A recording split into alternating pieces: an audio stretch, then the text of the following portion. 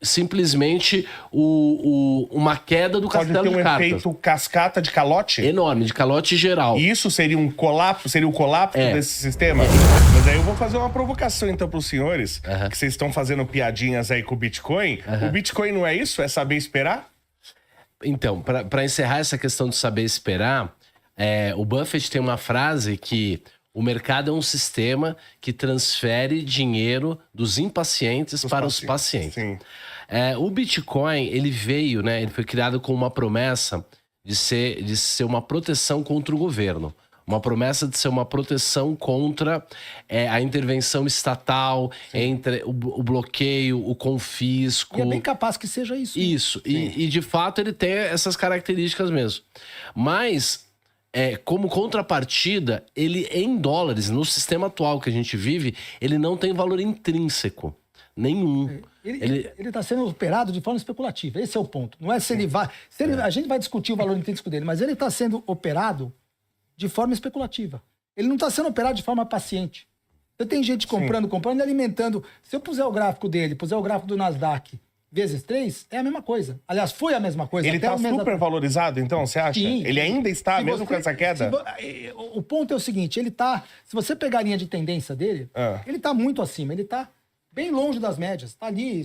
Existem medidas de mercado para isso. Os Bollinger Bands é uma delas. Perfeito. Ele ficou muito tempo operando quase fora do limite da variação comum, com muita especulação. Quando você tem muita especulação, você tem as taxas de variação e uma mudança parabólica de preço.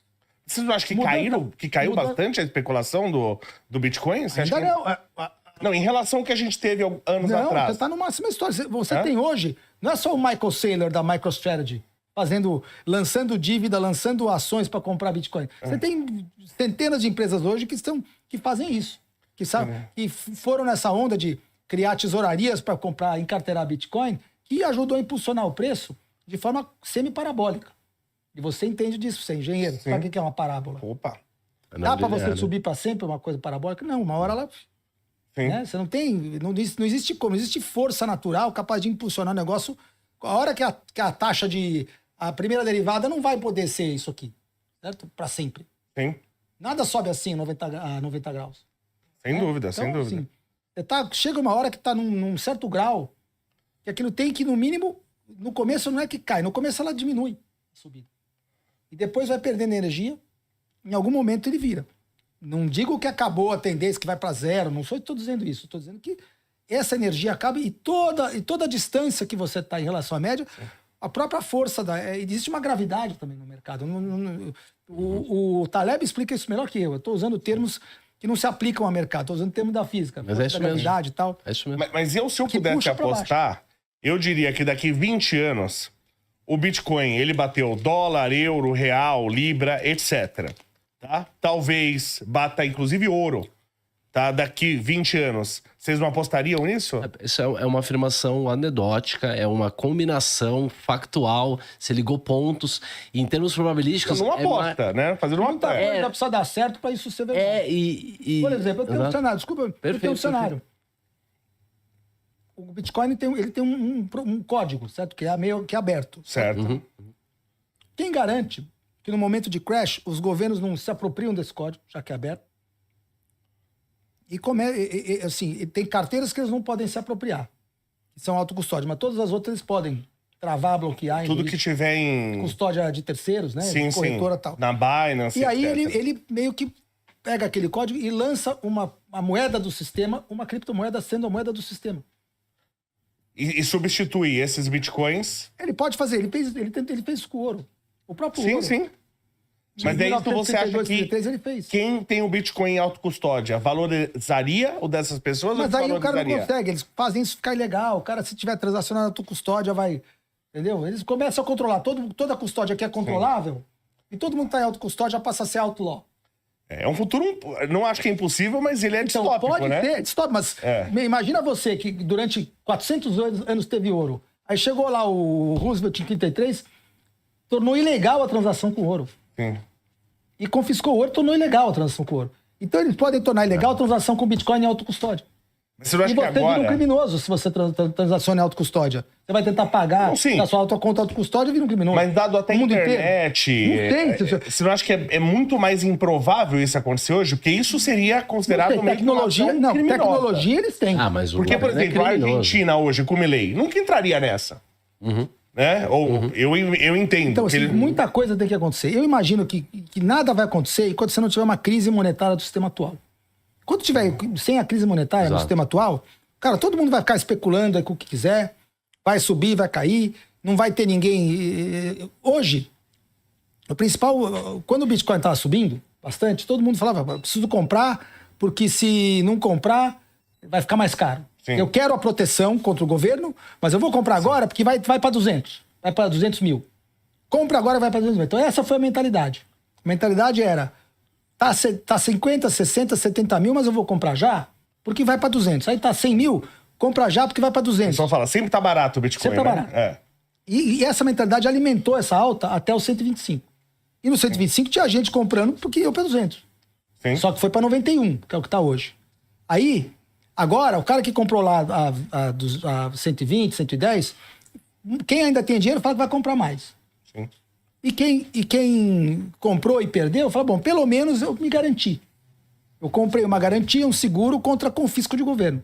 Agora, o ponto é, você se garante em termos, dentro do cenário atual, você meio que consegue enxergar, olha, eu estou intocável pelos governos. Beleza. Mas quanto você vai estar disposto a perder do seu patrimônio para ser intocável? Sim, sim. Se cai para 50 mil e o cara que comprou a 120, tá bom, ele perdeu 60% do patrimônio dele para se tornar intocável? Vale a pena? Não é mais fácil pagar imposto, então, e mandar o dinheiro para o paraíso fiscal? Sim. Pô, se você vai perder 60% do teu patrimônio para se tornar intocável, vale a pena se tornar intocável a esse custo? Então, o timing, o preço de entrada é muito importante. Eu até falo, você gosta tanto de Bitcoin, beleza, espera o momento. Você faz que nem o Buffett, pô. Espera. Mas vai que ele chega, vamos supor, Pra começar o confisco, pra começar a ter problema de governo, primeiro tem que ter uma crise. Se tiver uma crise, o Bitcoin cai primeiro antes de subir. Sim. Assim como o ouro vai dar uma caída antes de subir de novo. É isso que eu ia te explicar. A gente costuma explicar bastante. O mundo hoje deve 350% a 400% do PIB. Então o PIB global é 80 trilhões... O mundo deve entre 350 a 400 trilhões de dólares. Entendi. Então, 4 vezes, digamos. Isso significa que, se o juro fosse a 5%, para a gente facilitar, o mundo precisaria de 15 trilhões só para pagar juros. 20 trilhões. Vamos arredondar para 15.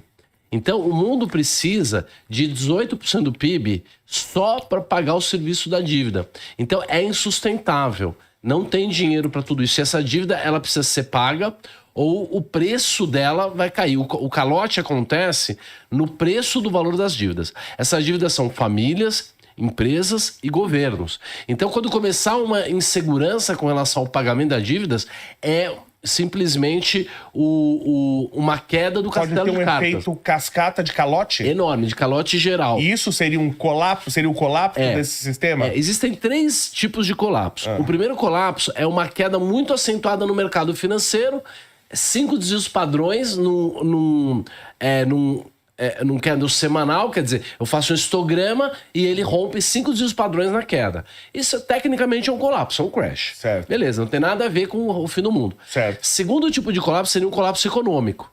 Quer dizer, isso e o problema da dívida, e o problema da IA, e o problema do desemprego, dos governos causar um colapso econômico, quer dizer, uma depressão, um problema econômico que desse muito problema. O terceiro tipo de colapso, que seria uma espécie de desdobramento final, que poderia ou não acontecer, seria um colapso civilizatório. Seria uma guerra civil, não ter dinheiro mais para Bolsa Famílias, a população passando fome e guerra civil. Em todos esses cenários, o dólar, ele se valoriza.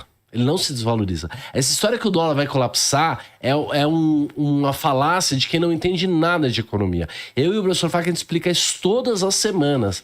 E as pessoas vão acabar entendendo que é o seguinte: essa dívida toda, ela está na sua maior parte denominada em dólares. E ela precisa ser paga. Quando começar a dar o calote, vai faltar dólar.